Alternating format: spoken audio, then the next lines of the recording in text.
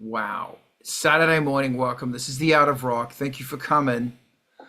Apparently I'm still setting up. Here we go. No redirecting. I can never tell because it says, okay, you're streaming, and we actually started streaming 2 minutes ago. It's like, fuck, what the fuck? Welcome to the Art of Rock. It's Saturday. God damn it. First and foremost, I'd like to acknowledge the Tongva people as always. Thank you for surviving, and thank you for your resilience. We have so much to learn from you still. Every Saturday we do this madness here. And I have the ability to pay stuffs. Rob, welcome. Thanks for the sound of the loops. Every Saturday we're here on Angelspit's Twitch or on the YouTube. I should pimp the YouTube as well, but I don't because I'm a bastard. Angelspit's Patreon makes this happen and makes everything happen. It doesn't really, but thank you for everybody for supplying, for following that Patreon. My God, and we're just going to keep each other going. I say that all the time, but I really mean it. Angelspit's new album, Red End, is kickstarting. The Kickstarter ends in like 36 hours.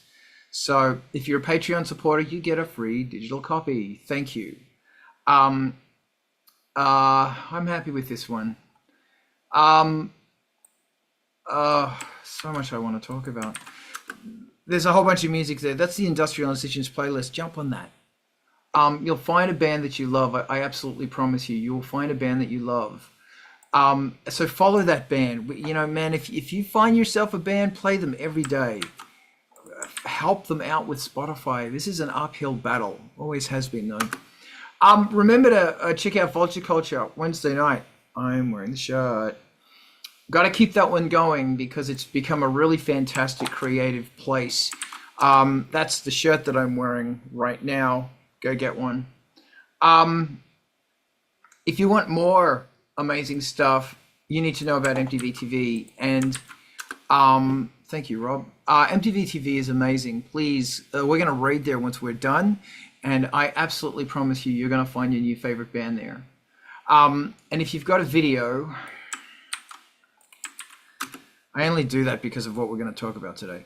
If you get a video, send it to them and they will play it. And people are going to find your band. I absolutely guarantee it. They've also got a Patreon. We have to keep them going. Keep them going. Back their Patreon. Razi, thank you for co-hosting this. It's a pleasure. Great to be here. It's really good having you here. And if you want to stir up some trouble, because you're Americans and that's what you do best, go join Indivisible.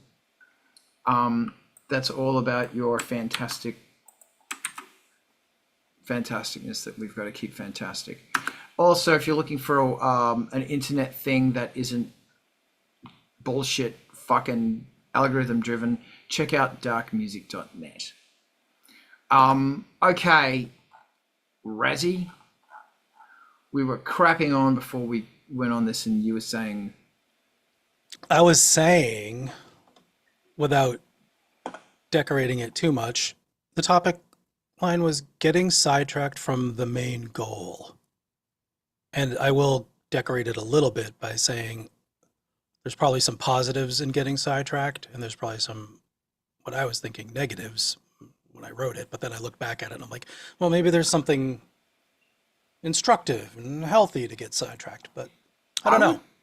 Rant. I want you to rant. Now go on a rant.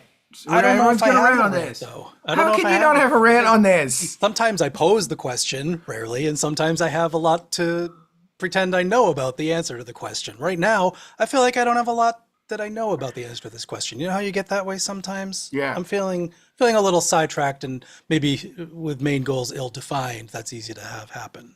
Yeah, and when I get that way, I just make it up. Well, that's what I'm counting on right now. So here's Karl rant.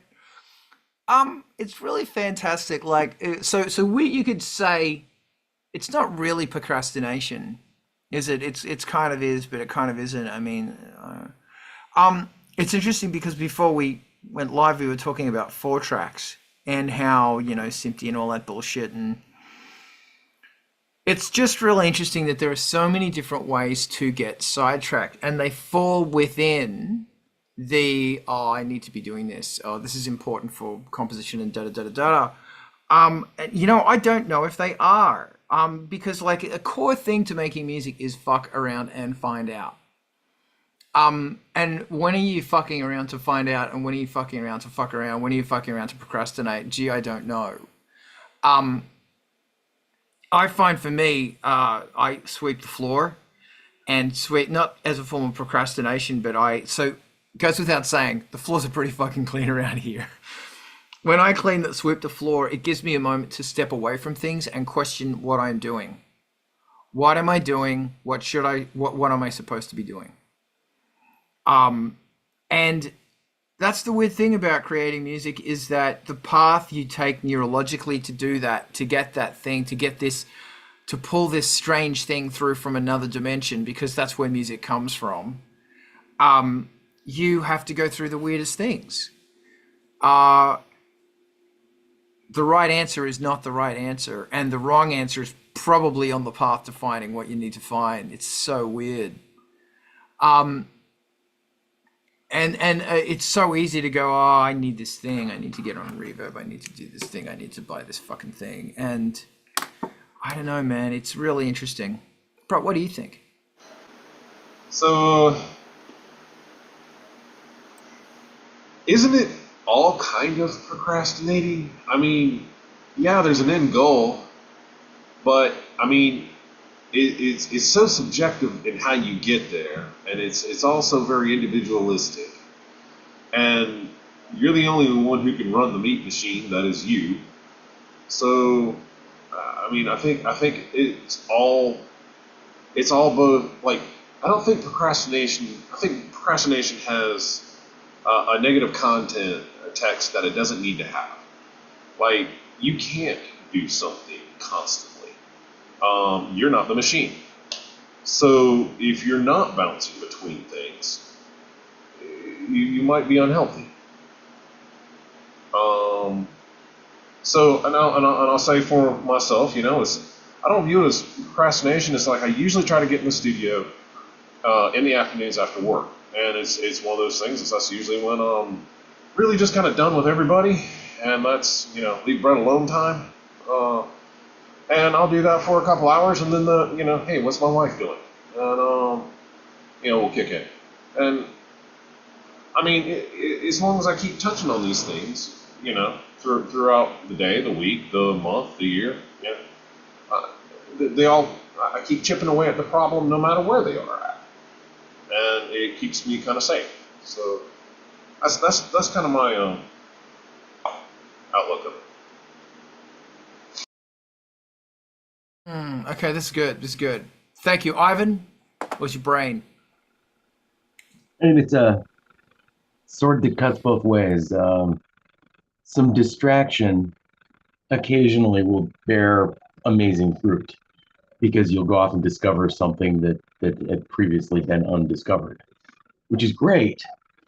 Sometimes distraction will result in just sitting for hours watching YouTube videos or scanning Reverb or the list goes on. Like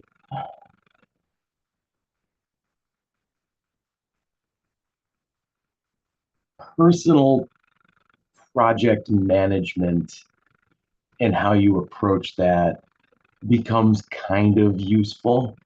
The tools that we have for that kind of suck. So, you gotta take that with a grain of salt. At the same time, that we'll relate this back to previous lives, but Karl, you worked in the gaming industry just like I did. In Chicago, just like I did. You were just at a competitor, unlike I did.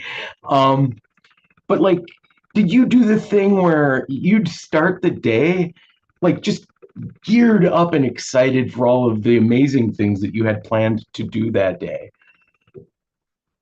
It was going to be a big deal. It was going to be great.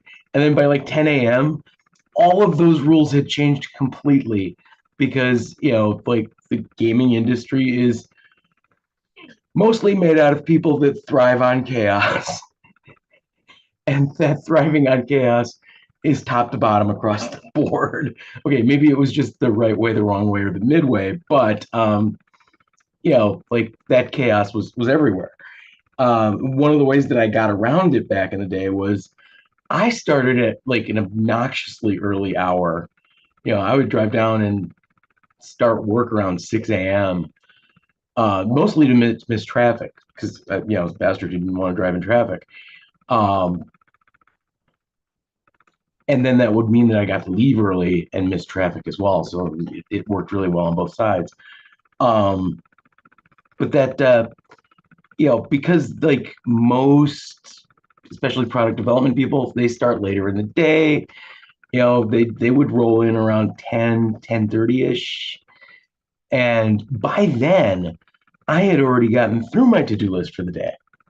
So the things that I really wanted to get done for the day, I did them. And then, whatever like new chaos would get introduced for the rest of the day, I had space for it. Would really love to find a way to apply that to making music. Especially since, getting up at 6 a.m. is not as easy as it used to be. And again, like, like we need a decent project management tool to handle the the checklist of getting things done. So we can just wind through it and like maybe that'd be okay. It's hard to tell because we're all musicians, so we're all floating around on the neurodivergent scale somewhere. And this is the one time that we get to be envious of neurotypical people because they'll just boom boom boom boom, they will completely never discover anything, but at least they'll have gotten through the list.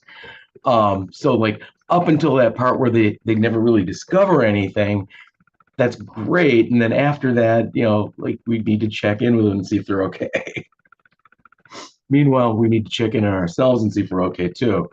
But like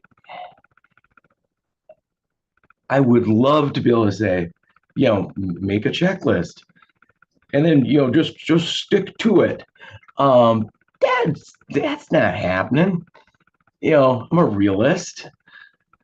But we can try at least to one, make sure that there's, like check in with yourself and see to it like if the distractions are valuable or not valuable. If it's not a valuable distraction, get distracted by something that is valuable. If it is a valuable distraction, maybe that needs to be its own project. And maybe you need to make some time and space for it, because now you're getting somewhere and who knows where that leads. It could be something good, could be something bad. Only one way to find out. All right, I think I'm run out of blathering. Thank you. That was a good blather. Okay, there's a lot in this. Thank you. Razi, what are your thoughts? Ivan, you ended up bringing it around to pretty much the same things that were cooking as you were saying them, what that I was thinking. But the difficult test, I think maybe for a lot of people, certainly for me, is that noticing when project velocity is slipping. And that's, you might have dates written down, but that was 6 months ago, you wrote them down. You might have a lot of projects written down, but that was, the beginning of the project, and maybe you haven't, at the beginning of the project was 6 months ago when you wrote the dates down, and maybe you haven't filled in and checked off all the things that you've actually done, and maybe you're just not paying as close attention to your structure of how you remember what you're working on, where you are in the album or composing or a video that you're making. And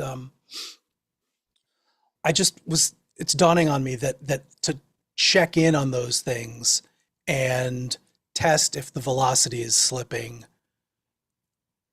is kind of synonymous with starting to feel a little bit guilty about looking at your lists and maybe starting to feel like you're being a little neglectful of your structured daily routines and things. I say you, but I do mean me. And like when when the dates are in the past and there's things with red and you haven't checked them off and you're finding that the list gets confusing and you're not on top of what all of your favorite projects are, that's a good opportunity to check in on the ones that are fun. Because I don't know if you remember 7 days ago, we talked a little bit about plugging in my spring reverb, and I will tell you that is positive, but it is absolutely a distraction. And I'll just quickly enumerate the positives. You got to get the thing out of the closet, so maybe you have to find a ladder, and then you have to find the adapter plugs that actually connect it because it's got RCA things on the back. And then you realize, I don't have the rack ears. I really want it in the rack, and maybe I can get them fabricated. So I should start measuring them. And you get out the calipers, you try to figure out what it'll actually fit, and maybe I'll, do that as a video, and it might be interesting. You get the idea, and I won't really delve into the labeling the patch points on the patch bay and making sure the inputs. And then I need a new mixer because I've ran out of aux return channels. And Upshot, I love that shit. It's fun. It feels good. It's, dreaming. And, I know I didn't just mention anything truly positive, but now I've got a better labeled patch bay and I've got a spring reverb on my aux bus that I can send to. And I'm sending it on the guitar, and I'm sending it on vocals, and I'm sending it on piano and on drums, and I'm enjoying it. And I will use it outside of demos and songs, and a little bit of growth, put something that I've had sitting in the closet in the studio together at the cost of truly moving forward on getting anything recorded, which was sort of what I was planning on doing, and certainly at the cost of not getting anything rehearsed that I was working on for live stuff. So it's an interesting balance, and those distractions are seductive and fun and interesting, and certainly part of why I even bother doing this. And at the end of the day, I don't know whose responsibility we're talking about here. I didn't promise anybody anything except myself. So, hopefully this will, I'll look back on this week, and sometime when I patch in where it says springs and it goes doing, I'll be like, yay. Is she hungry? No, she's needy Aww. in other ways. Starved for attention. That's amazing. Like, because Frank doesn't do that well, he does, but usually he wants play. Yeah. Or suffering from the cat version of ADD, attention deficit disorder. Yeah, there you go. Different kind of attention. No, I've got it down to giving her some food before I get on calls generally, so she wants for nothing. And also, I think I've mentioned playing ball with her almost every night, so she likes to play fetch. Get her worn out so she goes to sleep the same time I do. I was going to say that, like, if you want to get up early, get a cat. But you've got a cat. You've got a tabby. You're one of the tabby crew. Mm-hmm. Ivan's got a... Doesn't your meow meow wake you up at fucking 4 a.m.? Oh, they don't even let me sleep at night. Wow. Yeah. This one, she'll walk over me and, wake me up to get to the other side of the bed because that's her path. But yeah. Other than that, I've got her... We have a little detente in that battle. It's because Frank, and I quite welcome it that he wakes me up. It's a joyous thing when he wakes me up. He wakes me up at 4:30 almost exactly every day, and I am grateful for it because I choose to get up, and it's like, okay, we're going to make music. I got to feed Frank. I got to make sure he's okay, and then it's like, okay, we're going to make music now. And then he'll look out the window and he'll sleep on the bed for a while. Then it's like, he's got to play. It's 2 hours later, Frank's got to play. And that, I don't Does mind. he know how to push your buttons really specifically, or is it more just a general nuisance mayhem making? It's really interesting. He knows how to do it, but he doesn't do it. He's a really kind soul. Like, he's not a total... Lucky you. Yeah, she's mischief and chaos. Yeah. She likes to touch my LCD screens. Like, that's her way. It's like, because I'm like, okay, now you can't touch that. And she knows very well that we're going to get an interaction going if she starts touching the screen. Yeah. She's like, click with the claws. And I'm like, ugh. And it's very interesting that, I think he could manipulate me, but he's not there yet. I hope he doesn't, but he's just a very kind soul. But my point is that the great distraction, the fluffy chaos themselves, the meow meow, it can be utilized as extra thing getting you up. But I will answer. I do acknowledge, Ivan, that although you have left the building now, that your hand was up, and when you get back, I'll yield the floor to you. But that was also a thing, is that I hated meetings because they were sidetracks. They were all this shit. People would come in with dumb bullshit that you have to deal with. And in music making, that exists as well. And in music making, I have to wear a different hat at different times, at between 4:30 a.m., maybe 5, and maybe 9ish. And also, that's when it's not too hot, because I don't like operating the gear when it's fucking hot. During those hours, I work on music, and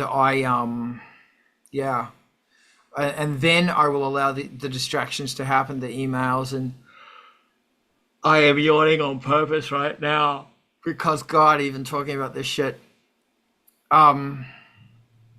Yeah. But I, making lists and all of that stuff. But the funny thing about it is that it doesn't take. So I want to write I've got this idea here. Look, there's an idea on my music thing right here. There is the idea. What a great idea. And by the time I actually put it in and played it on a crappy piece of software, soft synth, piece of trash. Okay, that's going to work. Then I moved everything over to the fucking gear, the main synths, and it's like, this does not work. It doesn't fucking work. And after days, hours of me going, why doesn't this fucking song work? I figured out it was because I was in a bad, shitty mood. And I was suffering some depression. And the bastard thing, g'day Diana and g'day Adam, the bastard thing about fucking depression is that you can't cook when there's salt everywhere, and now the salt's in your mouth and everything tastes salty. You don't know if your food's good because all you taste is salt. And that's depression. You can't make a creative decision, or at least I can't, when I'm depressed. So I have to figure out other things that I could be doing that are pushing everything forward. And that might be maintenance or updating websites or fucking whatever. That's what I've got on that. I'm luckily I've left the. When I look at Craigslist or Reverb, or is there something else that we could be talking about besides Reverb? Can we because I just don't want to pitch Reverb anymore. Just get sponsored. Let's work on that. Okay, well, a sponsored place here. It makes me feel sick in my stomach because I've come to the decision, the understanding at the ripe young age of 53 of gear is not going to help this. And if gear was going to help this, I got a fucking problem because I got a studio full of really good fucking gear. I have been busting my balls my whole life, and some of that gear is off and has been off for months. There is no fucking excuse. You just have to push through it. And I find it really difficult. Like, I find it difficult when you go, this sounds like everything else I've ever done. This sounds like mush. It sounds like da-da-da-da-da. Oh, God. And I made a note, which is the thrill of the chase, the thrill of knowing. And with this song, as soon as I went, okay, it works, I started doing all the fine stuff that I love doing, like missing beats and putting little fills here. And here's the part where the bass line follows the vocals, but it only happens in this part of verse 2. Doesn't happen anywhere. All that fun, intricate stuff. And then the kick's doing this weird thing along with everything else, because I get a kick out of that. That's a part of the thrill. But, oh man, it's not easy. Talk to me, Raziel. What do you think? You ever watch those sort of video and audio depictions of sorting algorithms where things will be randomly distributed and then there'll be like a bubble sort and a reverse order sort and a numerical sort, and it'll have different patterns of turning the chaos into an ordered list, either from lowest to highest. It's an interesting phenomenon. I'll try to link to it. It might tickle something in your brain watching My how these things fancy. work. Perhaps you're fancy if you have one, or you're basic if you don't.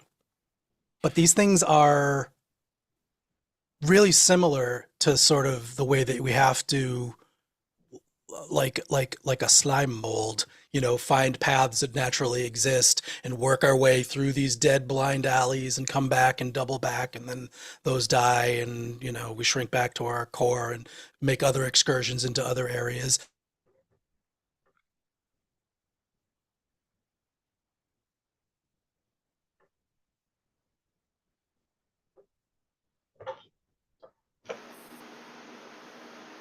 Clear.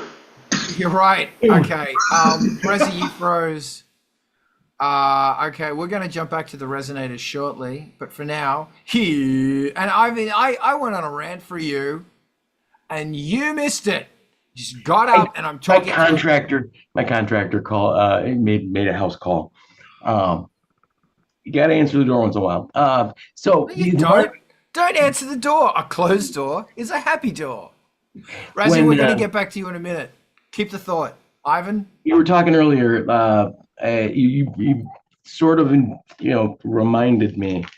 Over in like Jira project management land, one of the things that you do at the start of a project, and this could be of use, is you go in and assign weights to various project activities. So you can then guess what the amount of time that something's going to take will be. And you keep track of what you've guessed that will be, and then what it actually turns out to be. And you use that data to improve your ability to guess what that time for that activity is going to be, because and that it pseudo applies to making music, because how long does it take to write a bass line for something? How many hours of effort are you going to put into that today, or across the project? Or maybe practically none, maybe a boatload. It that turns into a thing. But I'm gonna guess that when you've got all the data, that patterns in how you spend time on these things will start to emerge. And if you can start spotting the patterns, then you can improve your time estimates on various activities in writing music process. But getting that done is kind of a pain in the ass. And at the same time, I'm working on my own most of the time in the studio. There's no other person. Who am I going to hold a stand up with to talk about these things? I get a mirror. The best I'm going to be able to do on that, because there's nobody that's going to listen. Nobody wants to. Which is one of the reasons that these Saturdays are so useful.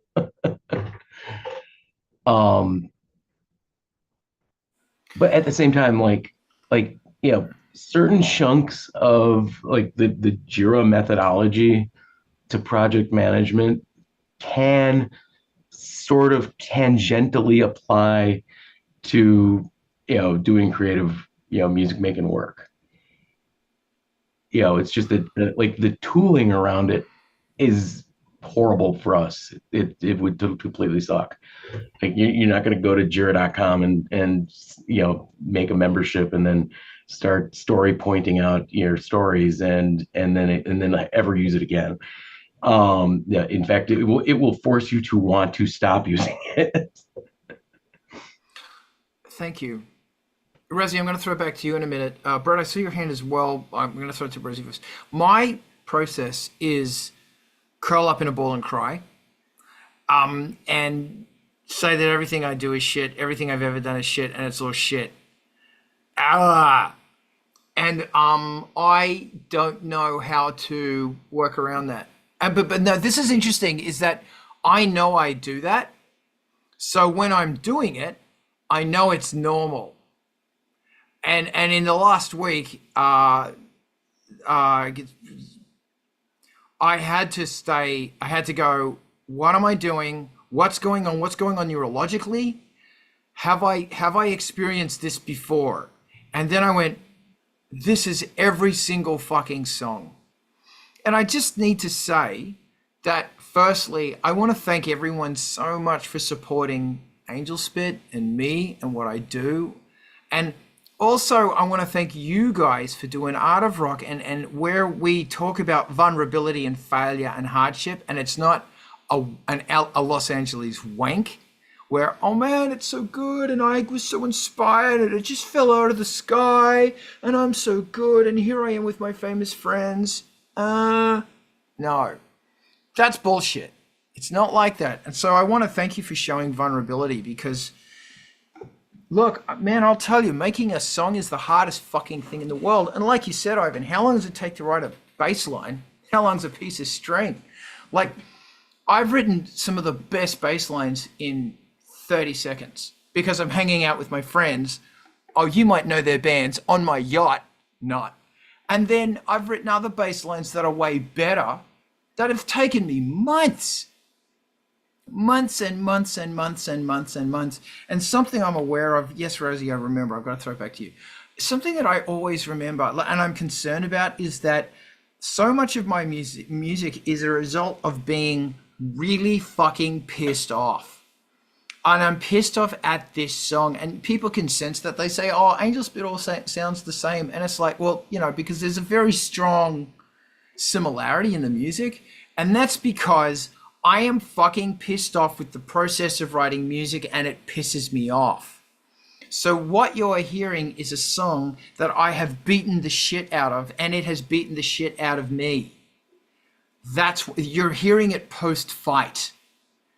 And if you ever hear something pre-fight, it sounds like crap. It sounds fucking Nancy. It sounds pants, as the English would say. Pants, P-A-N-T-S. Oh, that's pants. Or Nancy, meaning it's crap. So I just don't know. And that's really weird to think about, is that how much of what you're hearing is not the pure thought that, like Ice Planet 9000 is more pure thought. It's like, pure ideas and inspiration and la la la. And that's great, which is why I love writing that shit. And I write more of that shit because it flows out of me more. But Angelspit is like, it's really hard. You are wrestling with self-doubt and all of this really fun shit. And yeah. And I've always wondered if I created something that was not a fight, what would it sound like? Because my problem is I can't release it because I just go, this is crap. And I'm not going to let anyone hear this shit. Blah. Razzie, talk to me. I feel like I don't have a side project thing. I do cover songs for that same purpose. Like they come out without a fight mostly. Like there'll be work involved in interpretation and, you know, try to get to a point of some goal, and it takes time like a normal song does, but it's usually not as much of a fight trying to figure out if there's even a song there. You know, generally start from the premise that there is a song there. Hopefully there's a reinterpretation.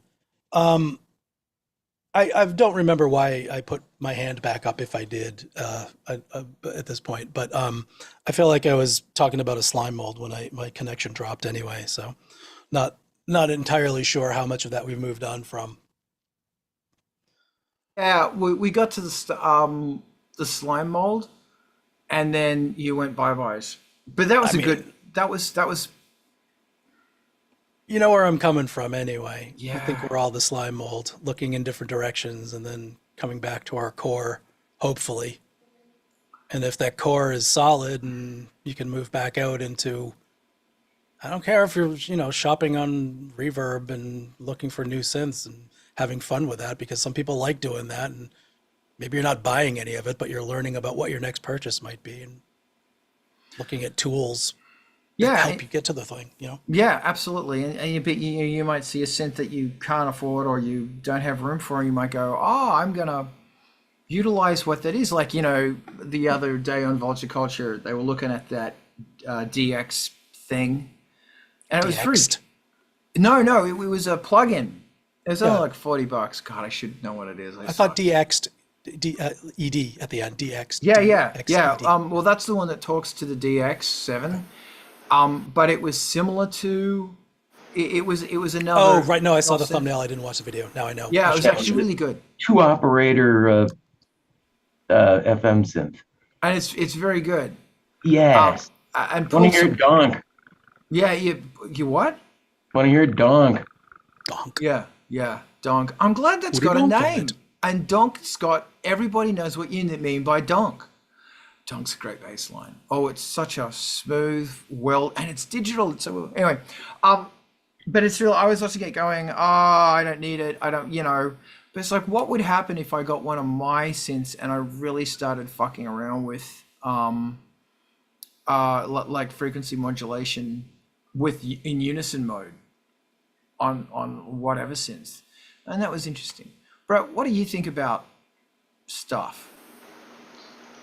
Yeah, so we kind of rambled or crossed a couple different topics there, but one of those was the the frustration that goes into like writing songs and it's one of those for me the frustration's real. There's a lot of days it's like okay, well that might end up being something, but right now I'm done messing with that. But then I will say it's kind of like a good novel. You keep reading it, you keep whatever, and then all of a sudden it gets to a peak, and now you're really into this thing, and that's kind of a high of writing it. And then you get sick of it because just like any other high, you get sick of the ride and you want something else. So I don't know.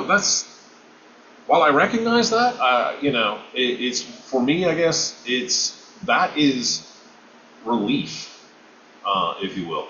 That's a piece of the world, that is something that I can truly sculpt into whatever I ultimately want. Yeah, the fight is real. You never hear no one ever hears the genesis of it, the idea that went into it. It's always after it's been pounded 10 ways from Tuesday. And to that regard, where it kind of touches on reverb and your studio gear, I have thoroughly enjoyed bringing back my old studio gear and just playing with it as toys again. That has led to a new track that is probably at about the 80% mark right now. And the sound is very different than VSTs, even though I did watch Vulture Culture, and I can't remember the name of that FM synth either, but it was very cool. But when I'm looking at the DX here, and this the Kurzweil also has the ability to do FM synthesis, and then I've got the Casio and the mini chord. That's two different types of analog modeling, if you will. The sound spectrum's pretty full, so I can't say I'm probably going to chase that down, but it was certainly interesting, and I don't know. I think there's a lot there overall. Thank you very much. I want to talk more about the toy box later, but right now I want to hear the mind of the resonator. This will feed right into that. We were talking about two things there, about pulling out all your old electronics and not wanting to use the gear, turning it on when it's hot. Like, I really feel that. I don't know. These things with like tubes in them and that generate heat because their transformers are dissipating a lot of stuff. Why? I've been in a thing of like paying attention to the electrical bill also. So between air conditioning being broken, looking at my electrical bill, and then these things that glow and make heat, and running around turning off all the individual switches after being done. It's like really harshing my whatever is being harshed. What I need tricks to get around that. Like, I don't know, maybe there's no solution, maybe I can't be helped, but I want to turn on the external compressor and tube mic pre instead of just using the one that I'm solid state plugged into all the time. I want to make sure that I turn on the spring reverb, external gear so that it's there when I'm noodling, and I can hear it. But there's like that little bit of friction, man. VSTs, plugins, the default set, like my default set right now is better than ever, and it has most of what I'd need to do anything improvising and jamming and playing in the studio to come up with a song or a recording. Like it's there. When I turn on the DAW, it's in a state. But there's also all these open paths where I have to turn on the external stuff, and the synthesizers aren't going to actually play when I hit the keyboard because they're not powered on. And I watch their vacuum fluorescent displays dim, and I watch the LCD, light backlights dim over the years, and I'm like, wow. So I don't know. Maybe there's no real solution to just turning it all on, put it all on one switch or something like that, or stay invigorated. But it's nice to hear, Brett, that you're pulling out the old stuff and finding fun in it. I've at least connected a couple of pieces of old, outboard analog mechanical hardware, and those things are rewarding in their own ways. And I would like to just always find ways to encourage and leverage turning them on and making it easy to turn them on, and maybe not worrying about the heat.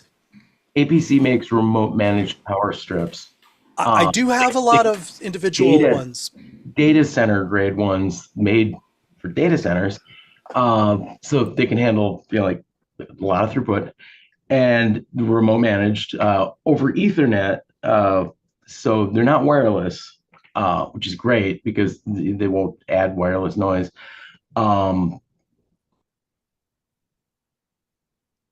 With all of the like post.com stuff that has happened, you should pick them up on eBay for a song. I love the idea. I think it's terrific, and I should probably admit that I have the things that are too loud to use are on remote switches. I use HomeKit just because it's already set up, and it's down below $10 a switch outlet, which is pretty cheap even for an enterprise level, power strip. But I will look into getting a data center style larger one that just has 8 outlets or 16 outlets or whatever, and see if they're down under $100 just to have that. Now you have extension cords, but I think it's a great idea, and just have a button studio on. My racks in printers row, they were like 32 ports each, and they think they were meant to run off a 20 amp outlet, and I could run an entire rack off of one of those, and it was a thing of true freaking beauty. Ivan, I do want to add also, drive downtown. Could just turn a power strip on and off. It's not that difficult to do, but go on. Thank you. I just want to say to everybody, I'm on Instagram again. So if you're watching on Instagram, we're talking about how much difficulty it is in writing music, but it's great because fucking everything. I'm going to throw this to Brett. There's something else I wanted to say, but I have mine set up on an old huge breaker. And it's alive. Yeah, and it's also, I've got it hooked up to this thing that sets out like thunder, and when I do it, I go I don't really. I'm lying to you, Brett. Comic relief. That's me. So I had something very much like that before I moved to Georgia. So the house that I was in, the house that Melissa and I are the first one we bought. We didn't have much money, so we bought what we could, and you have to have space for musical equipment. So we ended up buying it was like an 80-year-old house in Chester, South Carolina. And anyway, so it had no grounding. So you talk about every piece of equipment I'm running, nothing gets looped, grounded properly, everything's got a hum. I'm literally having to address that in software. I digress. So the room that I had the studio in, it also had one outlet. And I'm like, and it was meant, it It was meant to work with the switch, like you would turn on a lamp to get into the room. So I sat there and I modified that switch, and I actually put a night switch up there. And I built a big ass power strip that just sat up against the wall. It had like 32 freaking ports on it. And I nailed it straight to the wall, and it was plugged into the outlet. And what I would do at Resi, you know, you were talking about that start everything up button, that was what it was. When I went up to the studio, chink. It was a small switch though, so I'm pretending a little bit there, but it was chink.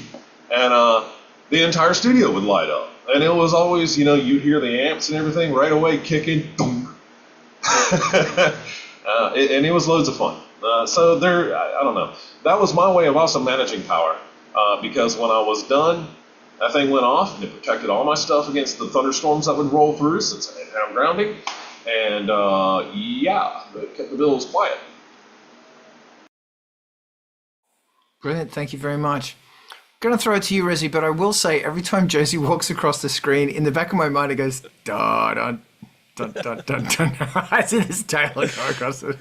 Yeah, Okay. she's such a menace. She's the worst. Okay, I'm sorry. No, hold that. I want to hear her go, no, you put me down now. She's staying. And there she is. Okay. Dun, dun, dun, dun, dun. She there's a synth controller here that she likes to walk across, and if I leave it on, it definitely starts and stops and changes my fader assignments and mutes channels and plays music. So she's part of the process.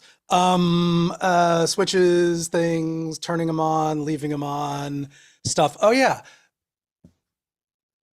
Designing your limited number of inputs on your mixer and your patch base so that the things that you want are easily accessible and normaled.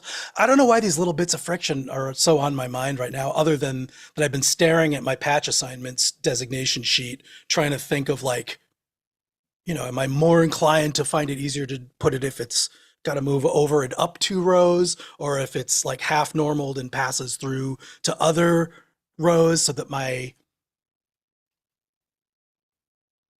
piano always goes through 2 channels of compression and the reverb, like making these decisions ahead of time so that the normal paths are the ones that I will use most frequently. And there's a little bit of a creative process to figuring that stuff out, like seeing what you use and what's going to be most inspirational. And some of those things are distractions, and some of them are investments in you know, making things work more easily down the road. And that's a fine line also, just figuring that shit out.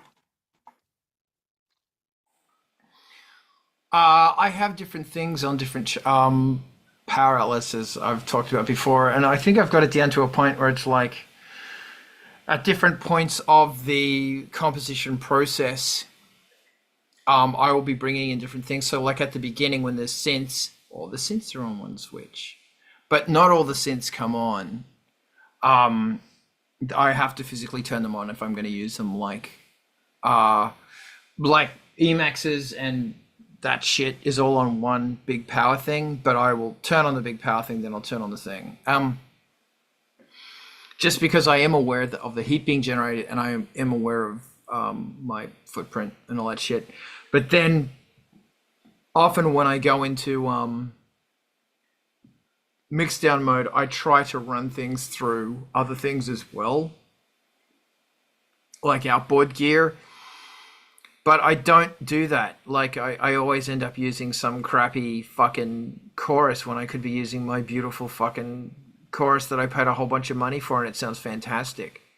Same with my beautiful fucking spring reverb.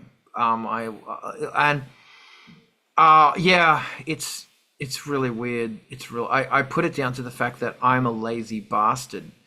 I need to, like, if I do it for someone else, I'll run it through the studio. When I'm doing it for Angelspit, I don't. Ice Planet 9000, I will. But I just don't know what it is. I don't know why. I don't know what it is. Something I've been trying to do in this new album that you will hear that I'm trying to spend more time on it, and I'm trying to make the time with synthesizers, because there's the building shit in composition, which is me going boink, boink, boink on my crappy little fucking Yamaha PS whatever piece of shit, figuring out what the bass line does. Then I move over to the laptop to make it sound, the computer, to make it sound make it sure it sounds okay on a crappy synth plugin. So when it's all there, I then move across to the big gear. And I try and stay in big gear phase. Then it goes to mixing. So there's all these different areas, but I try and make sure that when it's being worked on with the gear is the longest stage, because I have noticed that if that is the longest stage, the song will be better. Because in the mix down, you're fixing mistakes. And fuck, man, I'm not gonna lie to you, I am fixing mistakes. I'm trying to make stuff bigger and better, but if I get it right in the synth stage, then it will be better. I was going to say something else as well. I'd love to have a conversation about Jaws today. Oh, my feed's full of Jaws. God, I love that movie so much. But maybe for another time. Brett, I know, Razi, your hand. Wow. Now all I can think of is why Jaws is all over everybody's feeds. It's 50. Is it the 50th anniversary? Okay. Yeah. Stop. You mean No. 25th, right? Yeah, no, it only came out last week. 10th New release. anniversary. Jeez. 10 years. It's been out for 10 years. Right. Yeah.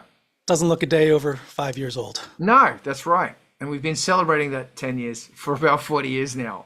Over and over. Yeah. I had something there. A little something about the committing the external stuff to tape and sort of having our.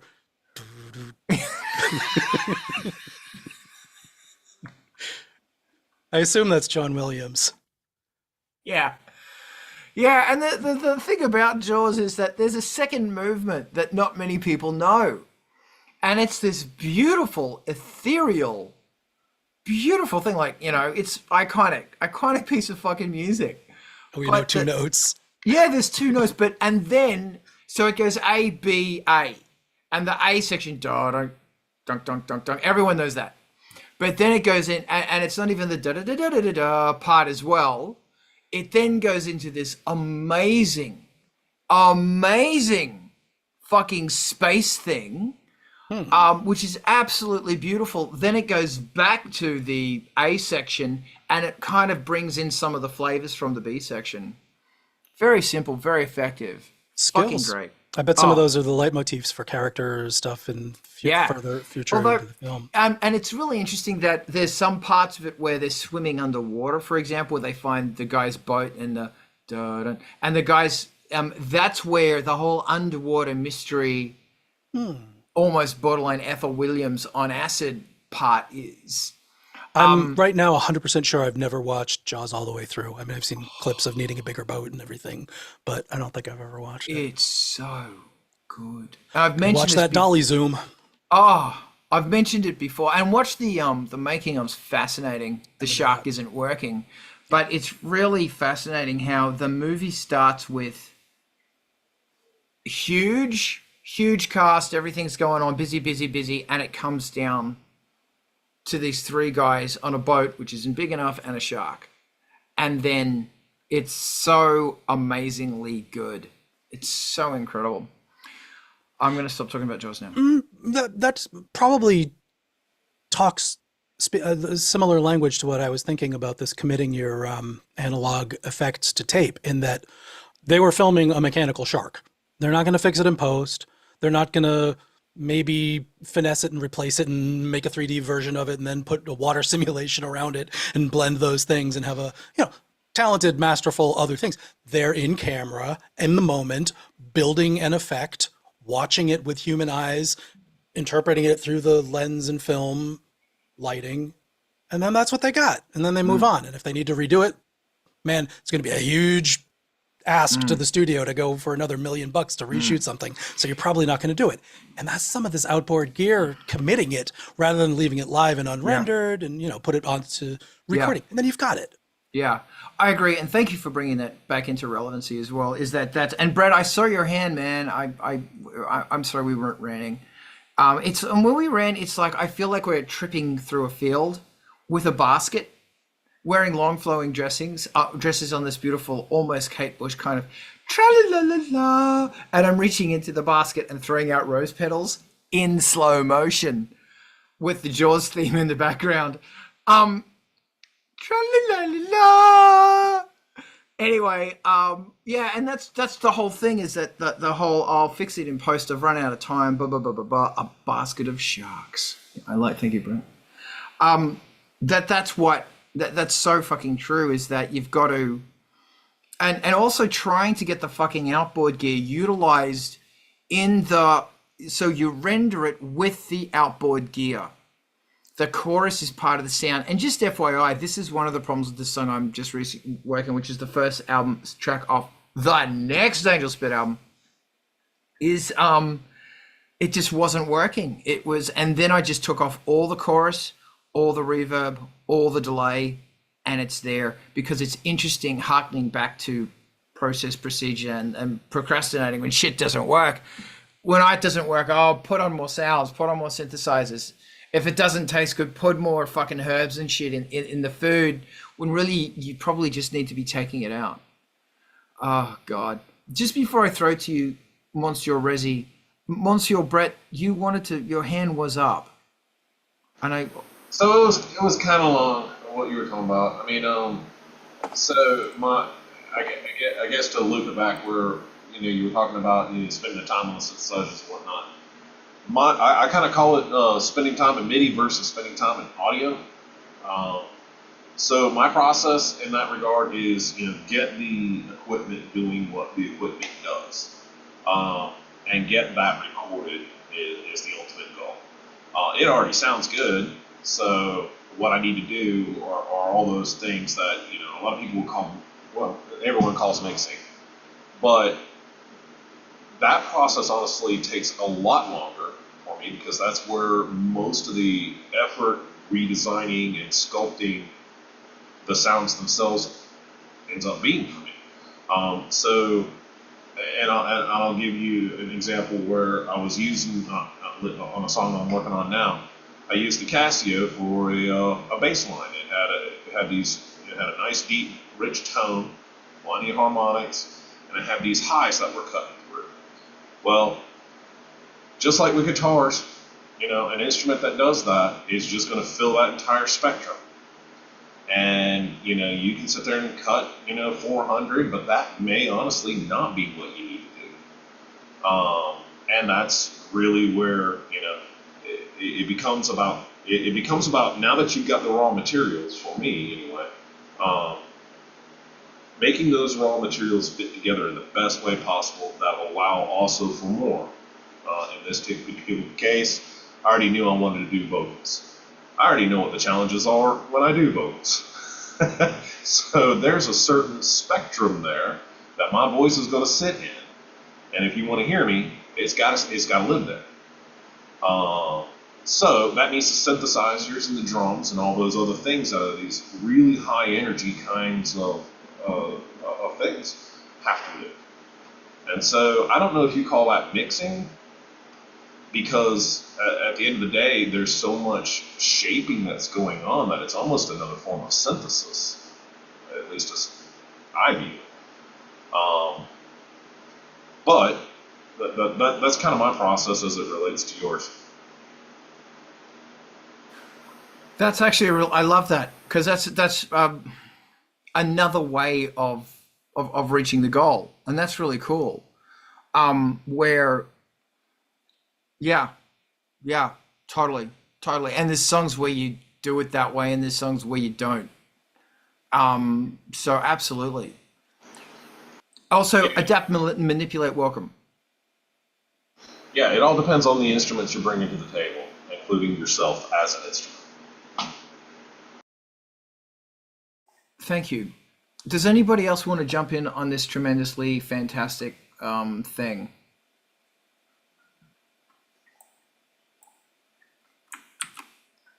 Oh, wow. Really? Wow, that's great. That's great. Fucking I have a shark story. please. So, about 30 minutes up the road at Hilton Head, last week, Jaws paid a visit to a swimmer. Did they get ate by the shark? That's Not terrible. completely, but they got tasted. Yeah. Okay. Yeah. That's. Oh, I hope they're okay. That's. Yeah. I wouldn't have mentioned it. All right. But they got a little bit injured, but they survived. I don't find sharks scary because I'm not in the water. So, did I ever tell you about the time, I may have, I don't know, where I convinced a theatre tech crew that I was a shark wrangler? Did I ever I haven't told you this That story. does not sound familiar. Okay, but it's just the sort of dumb shit that I do. Thank you, Brett. I'm going to take that and I'm going to run with it. Blame Brett for this. So when I worked at the Athenaeum in Chicago, and this is a fucking warning because this is inappropriate, as is everything I do in my life. They, you know how Chicago's a long way from the ocean. Of course, I go, I am from Australia. Oh, wow, man, do you know about shark wranglers? And of course I go, dude, I used to be a shark wrangler. And I had them convinced for maybe 5 years, my entire time in Chicago, 4 years, that not only was I a shark wrangler, and the shark wrangler is the person who's in the nets of trawling, a tuna trawling boat off the west coast of fucking Australia. And you grab sharks and you throw them overboard. And it's kind of easy because when you grab a shark, they're still. And shark's skin is very, very coarse. So they're easy to grab. They're not slippery like a dolphin. Just throw them overboard.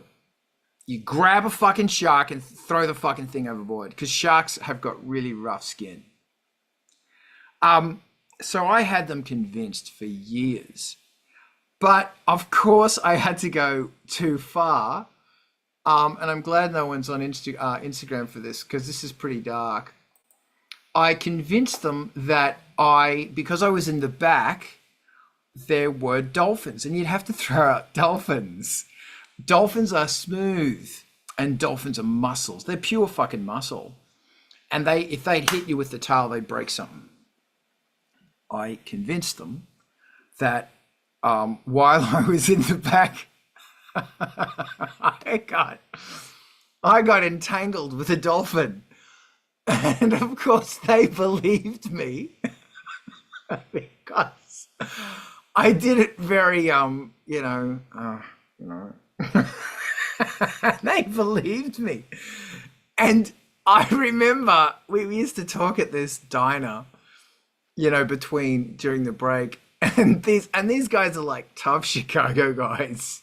And they were totally convinced that I'd been interfered with a dolphin. And I don't want to take away that, terrible thing. So I'm not even going to say the word.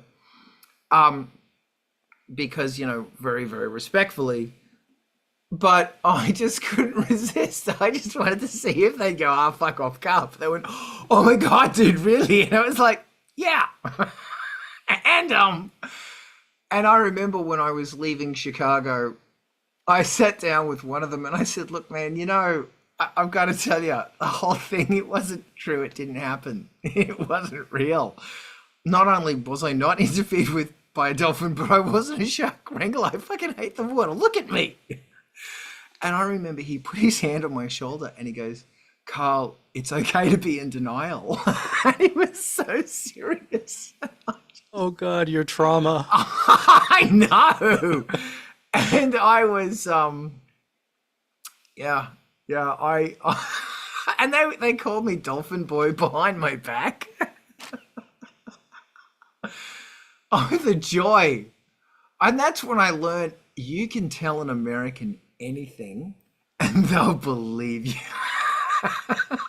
I would like to add to the flip side of that being that I do believe it's fair to say that a hallmark of Aussie national identity is taking the piss. Oh yeah. I mean, that's a cultural, Oh yeah. Dang. yeah. Yeah. When I was in high school, I met a guy from Arizona who was very excited to see Lake Michigan because he had never been to the ocean. That's great. That's great. But anyway, yeah. So that's my very terrifying nature. Well, yeah, and the drop bears, of course. Uh yeah. So anyway, does anybody want to talk about anything else? We could have a Jaws rant or a Spielberg rant or something uh, to do with music. The floor is open.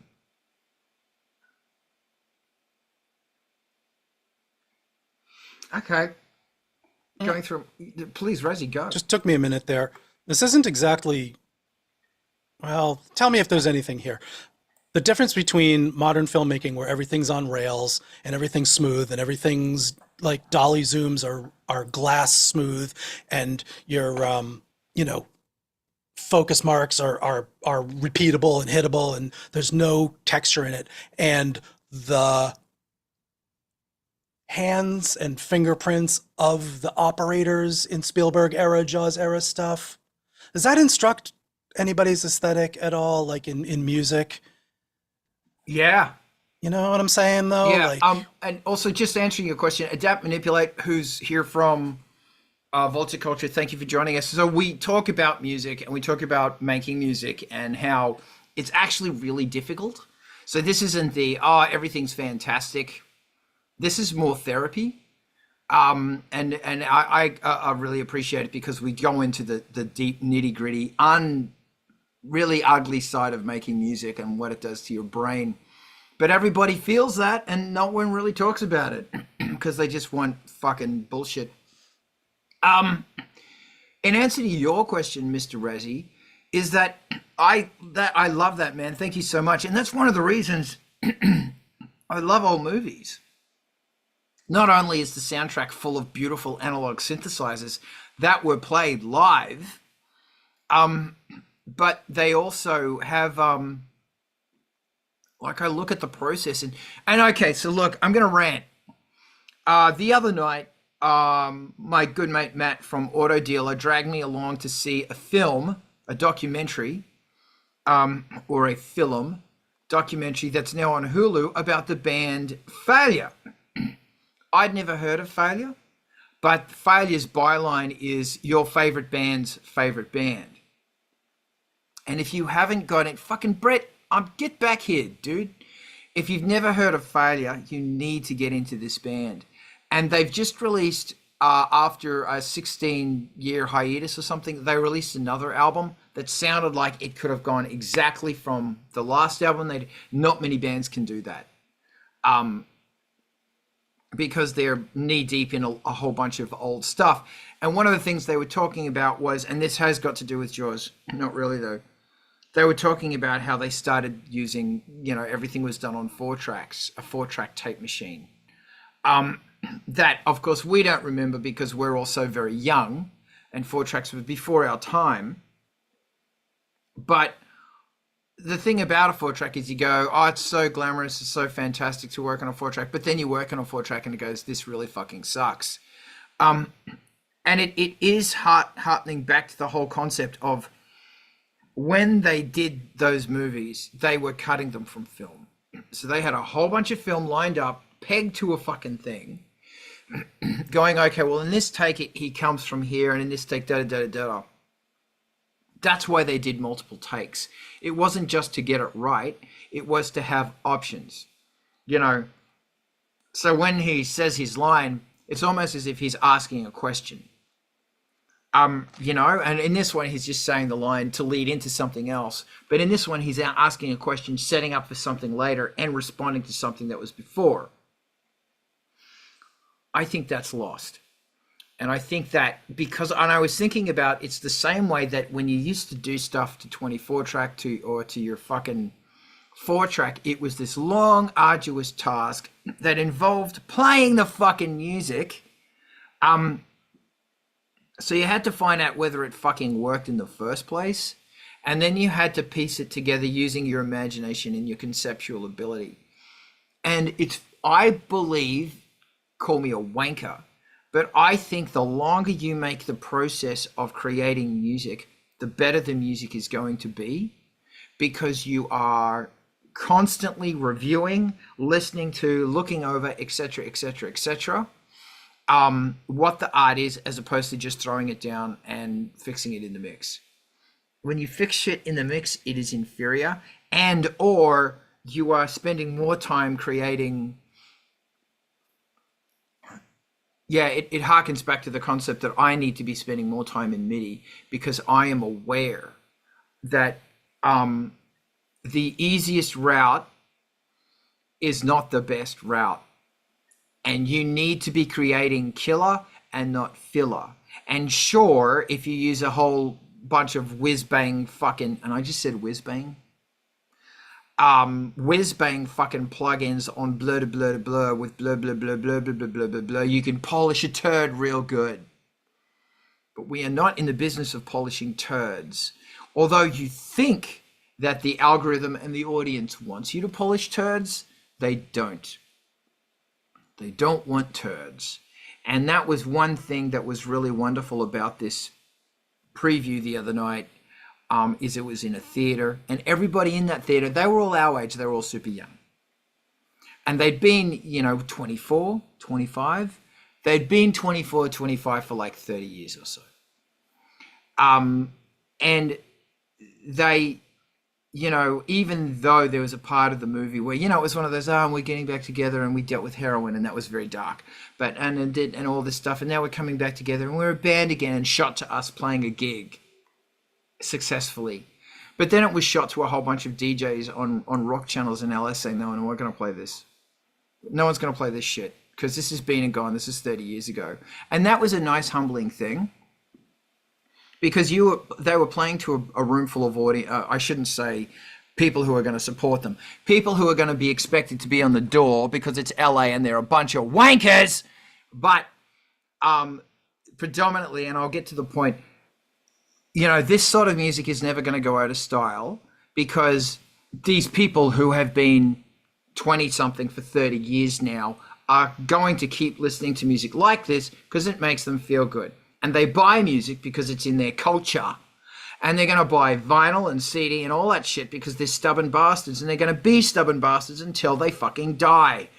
And shit like that helps people like us keep writing music. Don't listen to some fucking dipshit fucking algorithm, that Grammy-driven dog waffle bullshit that's going, this is the expectation of what you have to be. Fuck off. You are the expectation of what you want to be, and every single time you write a song, make a marketing choice, take a photo, whatever the fuck it is, that is not inside of what you believe in and you are driven by, you have made the wrong fucking choice. Because your opinions and all of that shit is all you've got, and you share it with your audience.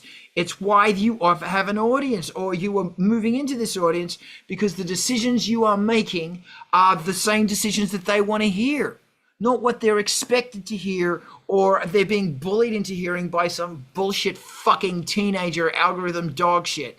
Fuck them. Therapy over. So that's nearly time. That's $150. See you next week. Ivan, what do you think?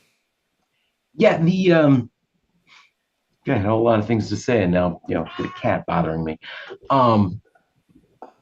This truly is the art of cat, but keep talking. She really likes to play the hydrosynth and has opinions about, Eurorack. But anyways, first things first, I mean, like, bands that musicians listen to, like there's a number of them out there that, and they're not hyper popular amongst the mainstream audience, but like there's a lot to be said for being the band that other musicians listen to. Because, like that I view that as, that's kind of harder.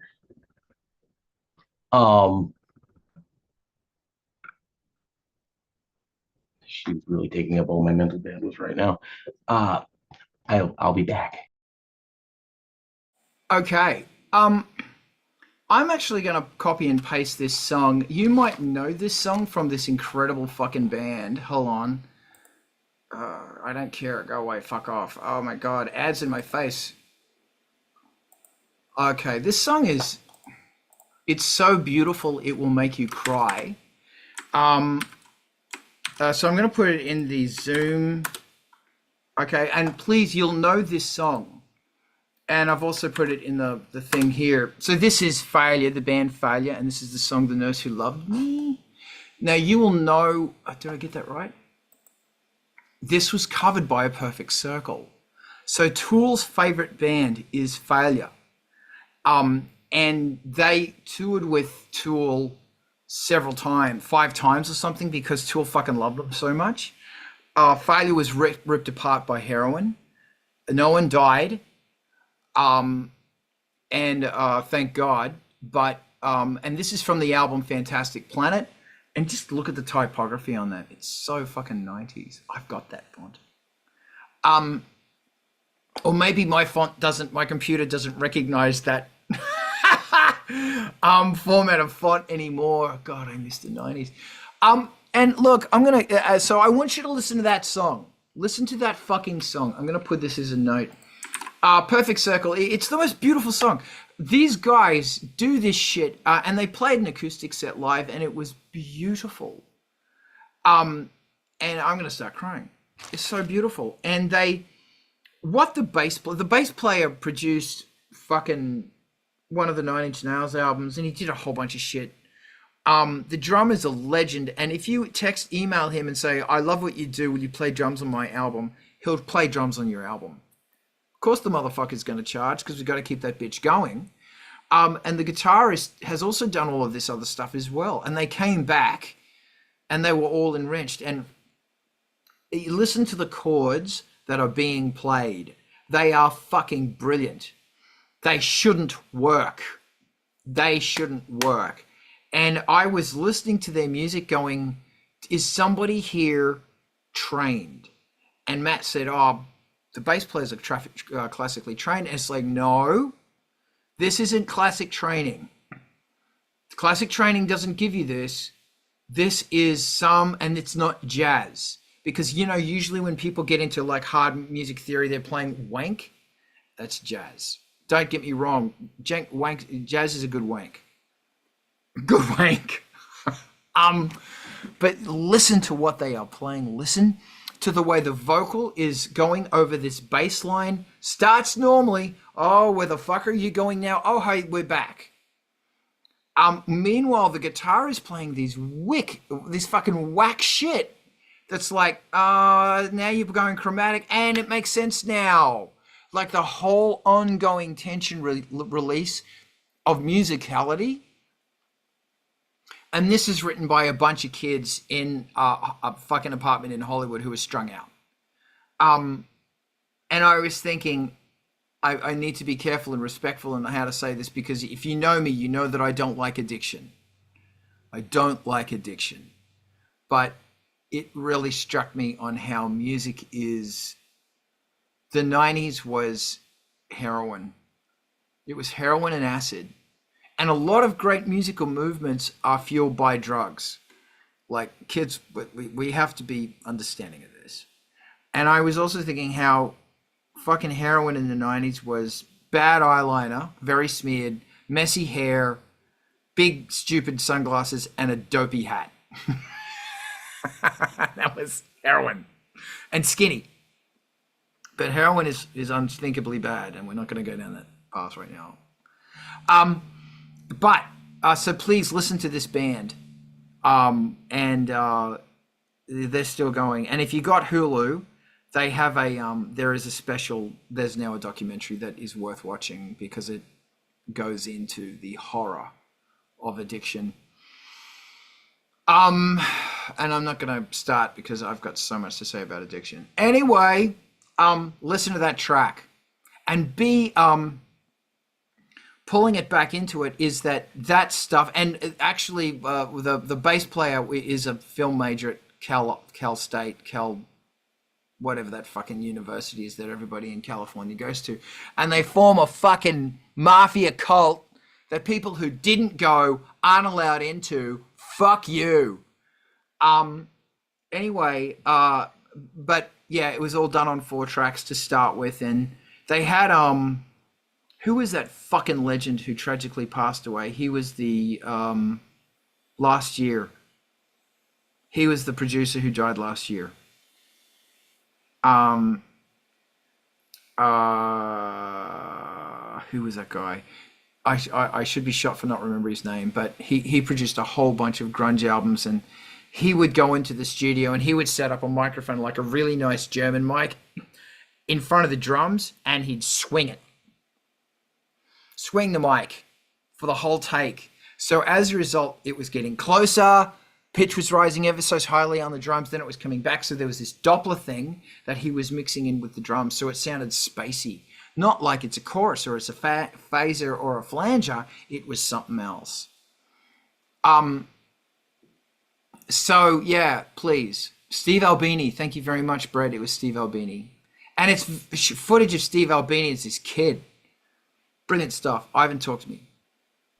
Yeah, no, first, there's still Steve Albini. I mean, is who he is. The question about like the roughness of like Jaws and old movies versus modern ones, like it's a worthy discussion, because like I've found that when I'm putting down stuff for the tracks, I really enjoy playing it in live, from like the Hydrosynth, and recording the MIDI, and then playing that back later.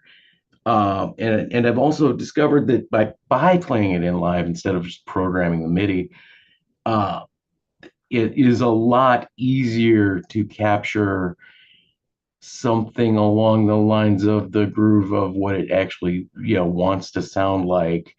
And it needs to have that, because if you then go and just quantize the hell out of it, it suddenly loses all of its soul.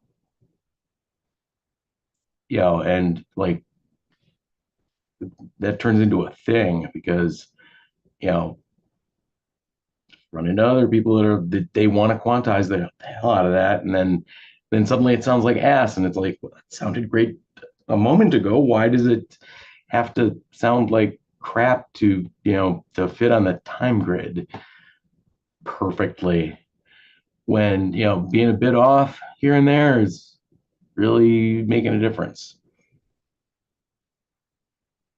Totally agree, and that's great. If you want to get back into that thing, and I am increasingly, and tell you what, dude, if you do not quantize the kick drum, it makes a difference. And sure, fuck around with quantizing all that, because I like, as in groove quantizing of something that wasn't quantized, because I'm a shit player. But it makes a real difference. So thank you, Ivan. Brett, what are your thoughts? And also, I've got fucking Rob's on my case for a fucking reading. Fuck. So Brett, hit me with your wisdom, baby. So about putting more time into it, or taking a slower approach to, there's definitely something to that. I'll give you an example out of this week alone. So I've been talking about, since bringing back the DX7 and whatnot, working on various things and various tests, and one of those actually worked into a new song. But the pathway there was slow and arduous. And I will say that it forced me to recognize another something, that there's kind of a creative process of where you get diminishing returns for more effort, at least at a given point in time. And so where that was becoming most notable for me was in, after I've taken everything down, I've got everything recorded, and I'm listening to it. I come in one day and I'm like, okay, cool. By the time I get to the end of that mixing session, I'm like, I really like the way this bass is hitting. I come back the next day and I'm like, oh man, that thing's way too strong. This other thing needs to come on. eventually, you know, all values end up creeping up. I'm sitting there, all channels in the yellow. I'm like, none of this is working. All of you have to come back down. And you know, that's why I say it's only at 80%. Because I mean, I could release it, but I know there's a lot more cooking it needs. So, and there's gonna, you know, at the end of the day, you know, you're trying to bring out the best characteristics of those things that you put into it. So, yeah, I just, you know, that's give it time to cook. I agree with you. Yeah, and I agree with you that it's fascinating that the taste of stew is beautiful because it's a mix of food. You know, it's this mix. But sometimes, and I don't want to take away at all what you said because I absolutely agree. I have learnt that sometimes the pure taste of that baseline, oh, this metaphorical speaking isn't really working. Um, um, Sometimes you just want that pure taste. And I guess what I'm saying is that it's such. You've got the energy of a demo, and then you've got the polished final production. It's finding the balance between those two things because, like, I think it was fucking Reese fucking Forber who once said that or was it Bill fucking Lieb who once said, the more you look for perfection. No, it was Bill fucking Lieb said, the more you look for perfection, the harder it is to find. And we live in a society and everything where the whole brainscape and everything is being groomed on perfect music, and perfect production and perfect mastering, and your brain is turning into mash. And I'll always go back to Owner of a Lonely Heart. And then then you listen to a demo of something or a live version of something, and it's like, it's alive. It really is fucking alive. And that's where, you know, it's one of the things, like, I started putting down lyrics, and you know, last night. That's part of why I'm yawning today. I stayed up way too late. But that's always where I think the more human elements come into it. And if you don't add that, it's a good lesson to remember that, you know, when they invented quantizing, right after it they invented humanizing, which took quantizing and added a slightly random variable in it, which just meant you could have played it to start with. So bringing that human element back to the machines is what actually makes it sound like a song and not like, you know, something that is designed to sit behind a piece of film and not really be paid attention to. Yeah. And also thank you, Adapt Manipulate on YouTube, saying electronic music especially, it's easy to fall into the trap of lining everything up to the grid. Yeah, like you're leaving in those flaws on purpose. And that really is, and it's also into the concept of the fucking quantizing the human spirit and shit. And like, how many fucking times, man, listen to Stevie Wonder pre-1982, and fucking Jean-Michel Jarre doesn't fucking quantize anything. Although some of his later stuff was getting a bit quantizy. But when you listen to the funk and the groove that is in Stevie Wonder's music, it sort of disappears when everything starts getting sequenced. Because not many people play a mean sequencer. Although that's really arguable. We can continue on this. It's a very good rant. Does anybody else want to jump in on this? Maybe that was one of the nice things about, you know, like old school sequencers and old school, you know, like MIDI clocking, is you get that little bit of drift in there, and you know, it accidentally reintroduces some groove just because of that little bit of accidental drift. Yeah. Also, there was such a pain in the cock to fucking program. It's like, well, I'm not sequencing that part. We're playing it live because fuck it. And we're also out of tracks or something, or this fucking thing doesn't fucking sync up because they never fucking synced up. Don't let them say, oh my God, I have horror stories about Simpty. Yeah, and play it live. So that means you have to learn to play better. Because if you're like me, you're a shit player. I'm awful. It's embarrassing. Do we want to take a break right now while I do a fucking card reading from it's blanked my mind what these are called. I mean, I can't see them, but it's probably Oblique Strategies. Oblique Strategies, thank you very much. Okay, so if you're in the chat, just go, I want a card reading. And I'll give you a card reading. Who's first here? Brett? Tape your mouth shut. Yeah. Who's next? I know, that's a bit weird. That's a bit weird. Ivan? Emphasize repetitions. No, Brett, don't do it now. Don't do it now. It's a suggestion. It's just a suggestion. I guess that's you, Rezi. No, that's me. Bridges, build, burn. And I'm going to add to that, Bridges, build, burn, Jeff.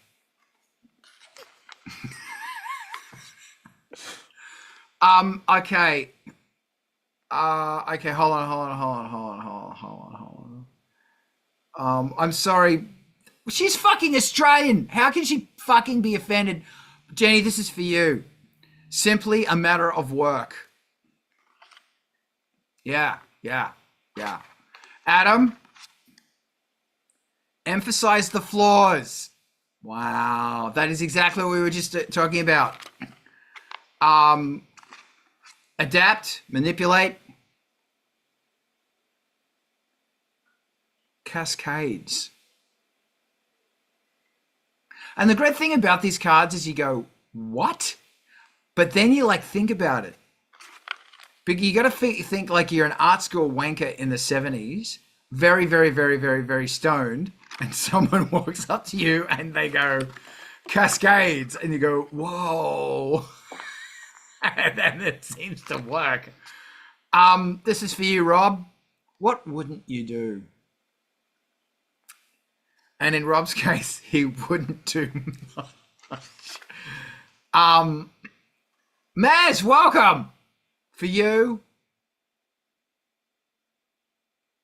revaluation, a warm feeling. And a warm feeling's in brackets, Max. Revaluation, a warm feeling. Diana, reverse. I'm going to read all of these out again, but I'll do it in more of like a beat poet thing.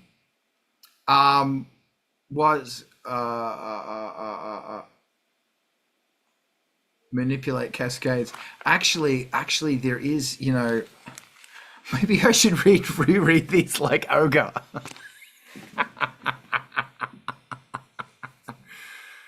Tape your mouth.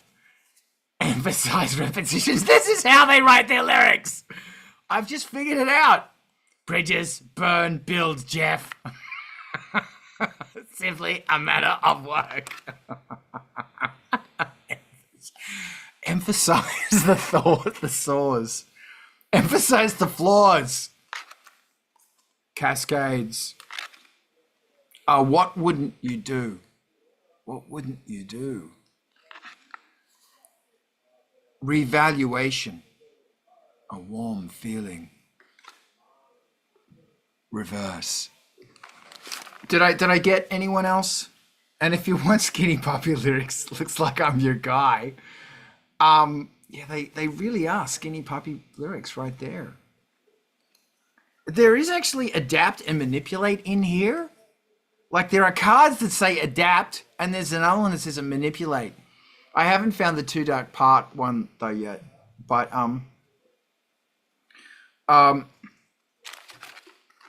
okay. Does anybody else want to talk for a minute while I line up a gag? I just kind of, at this point, I'm thinking we should pick a Skinny Puppy song to be the backing music to you reading us Oblique Strategies. We could do that. Or what I could do is I could just grab some more cards. Did I'm you just read gonna. through a like a good compressor? No, yeah, and a bit of You know, distortion and really whisper good them. distortion, I'm and then a PCM 41. I'm just gonna read. I'm just gonna read them, and we'll see what happened. Walls wrapped, trapped within. Okay. Yellow eyes. The cutter's drooling face rips apart. Cuts to the heart. Disease down. Would anybody like to guess what this one is? Let it out. Moment crosses crimson light. Washes darkened corners gently. Forces open wide and It's lingering a while. uncanny how I similar think I just Eno and broke the Ogre internet. were there. So it is. It is. It is. It is. It is pouring through electric fingers, binding pressure, sockets stream, matters grey and nerves falling, free fall, safely buried out the face. They're nearly as good as Duran Duran lyrics. But it's funny. I did this fucking karaoke once, and and they're all like bizarre Bauhaus and Skinny Puppy lyrics. I didn't think it would work. It was a hit. And it's amazing how people don't know all the lyrics except Let It Out. Fascinating reading these lyrics. Like they've got to mean something. But do they mean something, or is it just And this is Tormentor, incidentally, which is my favorite, probably my favorite Skinny Puppy song. And it's an ESQ1 on the bass. Anyone cares? But that's where the thing about like how long does it take? Did it take Ogre to write? Oh, he's out of here. See you, Rob. I love you. How long did it take to write lyrics? Lyrics, do they matter? If they sound good, who cares? You know, like it doesn't need to make sense. It needs to sound good. That's the important part, I think. You know, like as humans, our big like drive in thinking we're writing lyrics is often to try to have them make sense, and being able to give that up and just put words in an order that sounds good, like Simon LeBon figured it out. I mean, Ogre figured it out, and trust me, we're not making fun of these guys. We're having fun because they're so good. It's so interesting. Like I always angst over lyrics, and I always go, do these really fucking matter? Like, is anyone listening? Does anyone care? I don't know. I pride myself on that my lyrics are pretty good, and I don't want to turn this into something about myself. But I will say, and some people really hate the artist I'm about to mention, but holy fuck, Eminem writes good lyrics. Like, they are revolutionary. Yeah, and it's interesting that when I listen to this is fascinating. I listen to a lot of rap, not a lot of rap, just a bit of rap, and it's like, bam, fuck, this shit's good. Unless it's bling bling bling hose, and I don't give a shit about that stuff. But it's like, this is really amazingly good lyrics, and also failure lyrics are really good as well. Like the song I put in there called Nurse, those lyrics are great. They're really fucking good lyrics. But once again, I just don't know. I don't know if anyone cares. And maybe as an artist, I shouldn't, because, I'm bitching about, I can't do the artwork I wanted to do because everyone's going to misinterpret it, which I think these days is unfortunately tragically relevant. And then in the next breath saying, do people listen to the lyrics? Yes, they do. But maybe it doesn't matter. I don't know. Hey, on Thursday night, we went and saw Devo play live because Summerfest made it an option. And two things. One, I mean, look at their lyrics. Like by themselves, they kind of don't make a lot of sense. But also, got to say, like, they are still just like transporting you back to 1983 to just like re-experience that energy all over again. It was kind of amazing. If you get a chance, So, like, listen. Sorry, go. the vibe of what's coming out of your mouth, like you're creating a mental audio, Yeah. you know, word landscape for, the audience to live in. And so use whatever is going to paint that picture well. If you get a chance, listen to their last album. I think it was their last album. I'm not sure, called Fresh. And if they've done another album since then, I really need to listen to it. I think Fresh is their best album.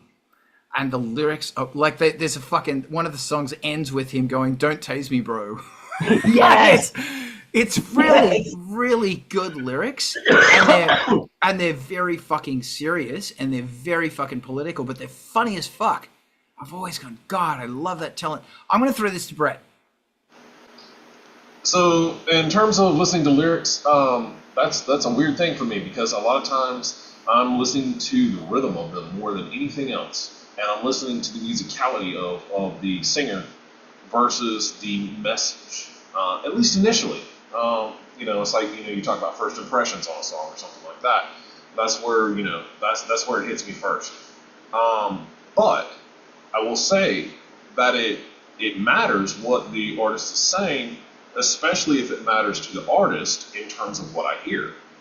If it's something, so we can both say the same sentence and have two different meanings in the English language on a variety of different things, and probably true for other languages as well. But it's that intent that comes across, and I think the lyrics might be a means in some cases to inspire the artist singing them to deliver an energy that the song needs than maybe a specific message. Whereas the voice becomes an instrument, and it is also portraying, the lyrical content. Like when really stupid lyrics are sung seriously, oh, it's serious. And when really serious, what I love is when really serious lyrics are delivered stupidly. And then you go, holy fuck, years later, fuck, that's what they're talking about. I don't know. It's all very interesting. I'll give you part of my impression behind that comes from, bands like Deicide when they first came out, in comparison to the landscape of music that I was listening to. And it's like all of a sudden here comes literally the epitome of, and I didn't know what the hell he was saying. I just knew it sounded good. So. I stand by this. Yeah, absolutely. If I may be, does anybody else? I've just got jaws going in my ass because there's a fucking tag going backwards and forwards on. I just wanted to drop the Liz Fraser kind of meme in there since we're talking about lyrics versus meaning versus just hearing what they're delivering. And certainly Dead Can Dance also, both of them spend a lot of time dwelling in words that you don't understand or don't need to understand to get an emotional point across. Yeah, I'd go listen to old Pink Dots or new Pink Dots. Just listen to some Pink Dots because Edward K. Spell is a lyricist. First and foremost, like dude can write. So like his intentional misuse of language makes the songs better. At the same time, like go listen to some old, Ingrid Chavez. She's also a lyricist. She's really good at mixing, kind of lyric-y lyrics, like Duran Duran would write, with like deep meaning at the same time, kind of going in and out of that, which is like, again, that takes a surprising amount of skill. And so, hats off to the folks writing that stuff.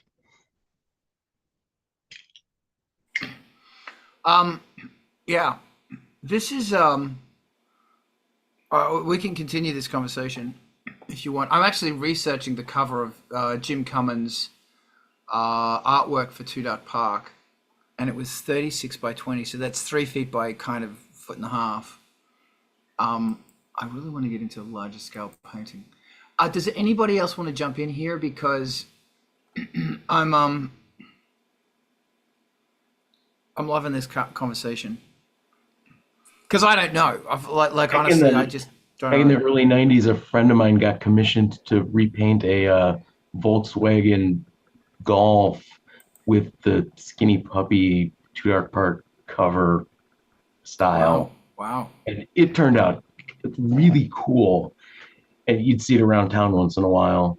And then it went up for sale at one point, and I missed out on it. I like that a lot. That's fucked up. It's beautifully fucked up. And therefore, we could be applying the same thing to fucking artwork. That doesn't matter as long as it's done convincingly. And that's another really difficult thing. Is like, how do you do it convincingly when you? I guess that's the big one. When you are ruined in your soul, and the fucker about trauma is you lose your voice. Like when you are traumatized, trauma, one of the first things it hits is your throat, and you lose the ability to project through your throat for fucking woo-woo reasons. I don't know why. But when you are at a terrible loss place, how do you do it? And the answer, just take a break from it and come back to it, sometimes might not. Sometimes it's not the answer. Sometimes if your voice is now lost, how can you use a lost voice? Because one of the few opportunities in your life to use a voice where you're broken might be now. And you've just written lyrics around being broken, and to present it in a voice that is broken could be a profoundly thing. Or if you are absolutely exhausted in your soul, this could be a great, tremendous strength. Brett, please. For me, a lot of times, I know it sounds silly or stupid or whatever, but I'll growl.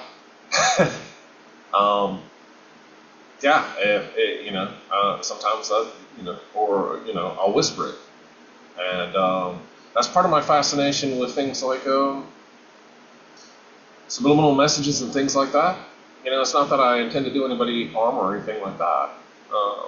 It's never been about that. It's always been more about how do I transport you to this thought, this place. And so a lot of times those things are unspoken. So you have to use other tools. That's kind of my methods. They're kind of crude, but I don't know. But there's something kind of cathartic about like making low noises. It kind of vibrates your chest a little bit. It's kind of the same sort of thing, with like you go to a concert, and it's really loud and it's hitting and you feel it. I don't know. That's me anyway. I like it. I approve of this message. Thank you.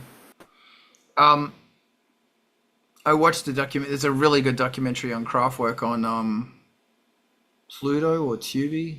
Not sure. It goes for like 3 hours, 2.5 hours. It's a great documentary. It goes into all their old stuff, like pre-Kraftwerk, and when it was really, ironically, the Berlin sound, like the krautrock Berlin sound, was a revolt against what has already been established. So when you say, because Berlin school is a big, hashtag genre thing in the ambient thing and electronic music, which is ironic because the Berlin sound was getting away from that genre of the expected thing. Is that ironic, or is my brain kind of falling into a vortex of hipster? I don't know. Sometimes the vortex of hipster, that's my new band, by the way. And we're going to get the lyrics by reading fucking Oblique Strategies. That is so hipster. That is so hipster. Your first album, Pickled Mustache. Yeah.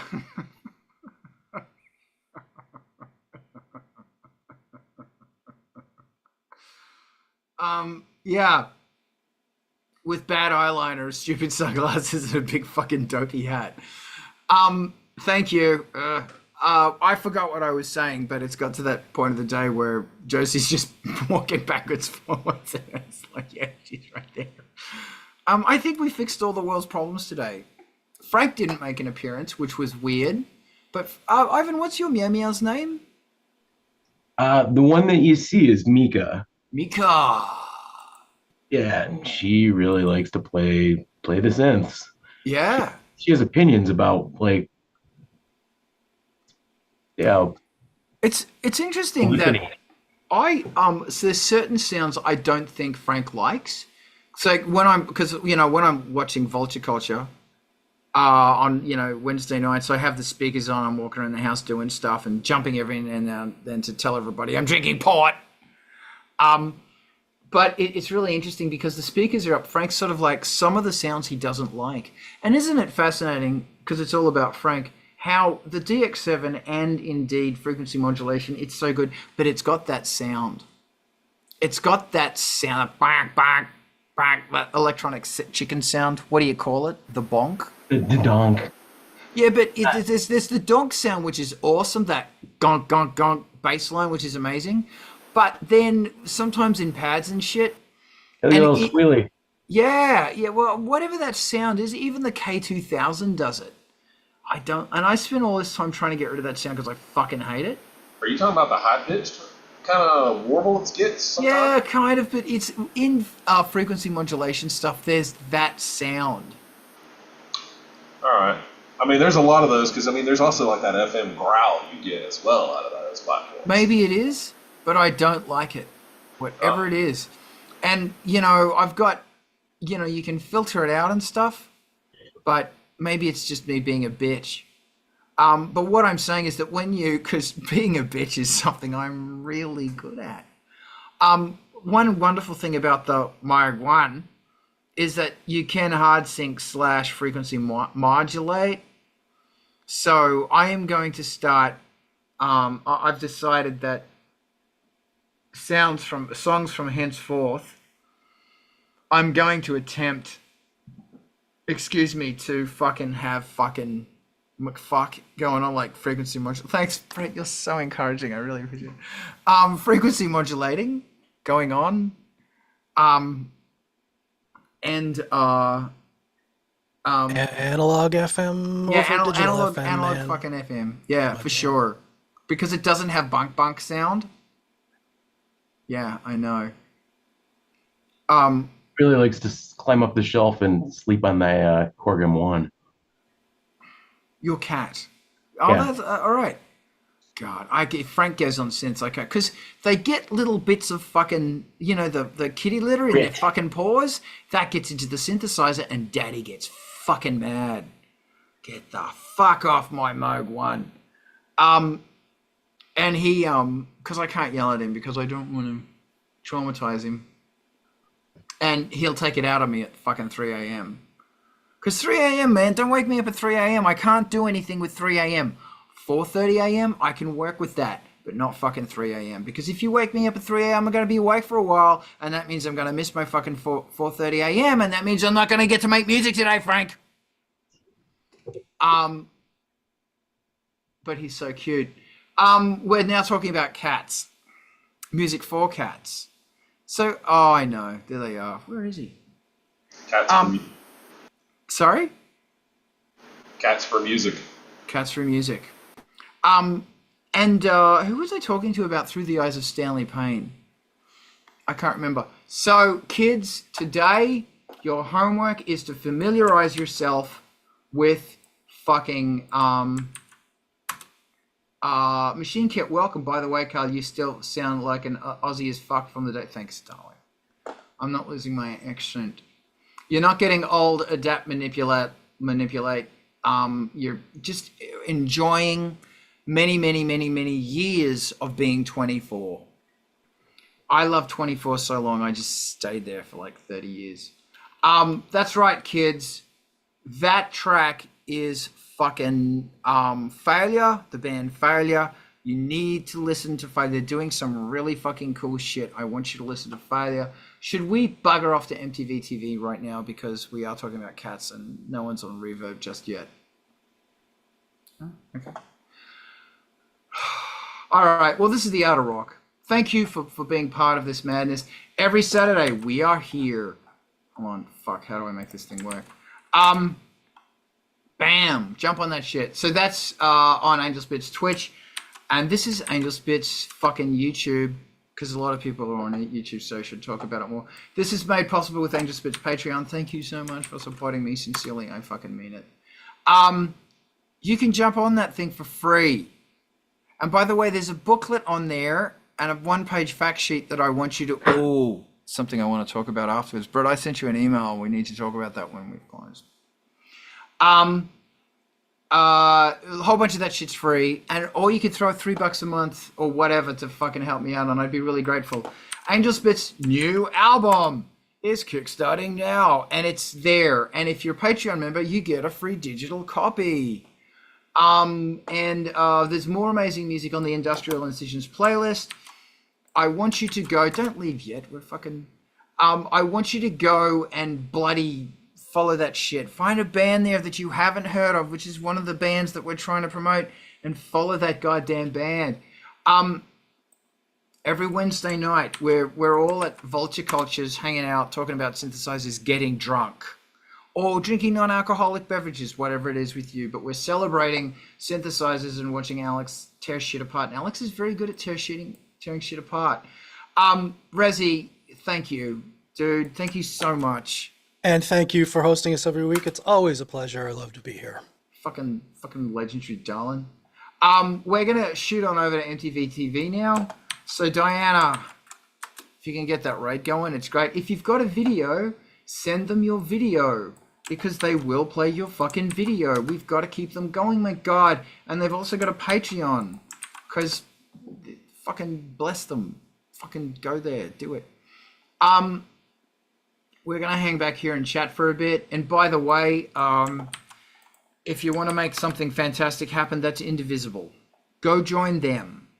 Learn about what they are doing. If you're concerned about what's going on, they will give you direction, and it's all legal and constitutional. I don't know if that means anything anymore. There's... sorry, I got political. There's darkmusic.net. Go listen to that. How's that raid going? Say hello. Alex, why didn't you join us today, you bastard?